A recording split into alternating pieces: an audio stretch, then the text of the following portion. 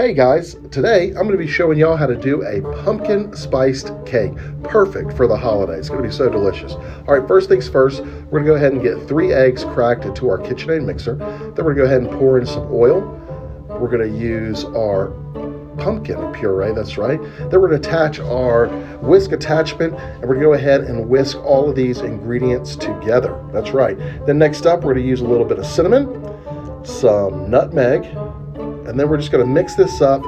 We're going to go ahead and drop the bowl, and we're going to take our spatula and make sure we're scraping the edges and the bottom of our bowl. Super important when you're doing any kind of baking, making sure you scrape the bowl. All right, next up is our spiced box cake. We're going to go ahead and mix that in there. We're going to add a little bit of water to help the consistency, make it perfect. We're going to go ahead and whisk that up, and then you know what we're going to do. We're dropping that bowl again, and we're going to go ahead and scrape the bottom of the bowl, making sure that all that cake mix that's stuck on the bottom is going to get well incorporated. All right, then back on high, getting the last bit of that stuff mixed together, and when it's done, this is the consistency that you're looking for. It looks absolutely perfect. Smells even better. All right, now I got a bundt cake pan. We're going to go ahead and hit it with some nonstick spray.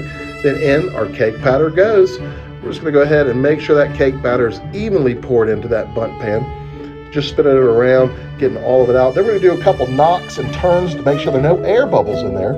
We got the RT 1250 set at 350 degrees. We're burning those Rectech Ultimate blowing pellets. It's going to take about 30 minutes.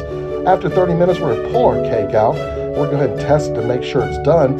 How we're going to test it is we're going to take a toothpick, stick it in the center. If it comes out clean, you know that cake is done, baby. That's right. So we're going to let the cake cool in the pan for about 10 minutes, and then we're going to flip it out of the pan and let it cool for about another 45 minutes before we get our icing on it.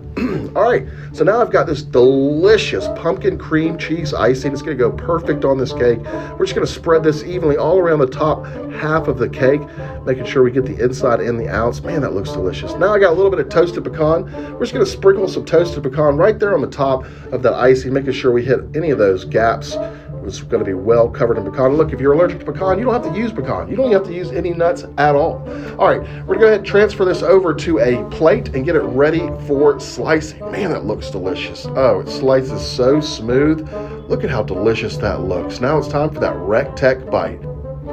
That is absolutely delicious. It's going to be perfect for your next holiday party.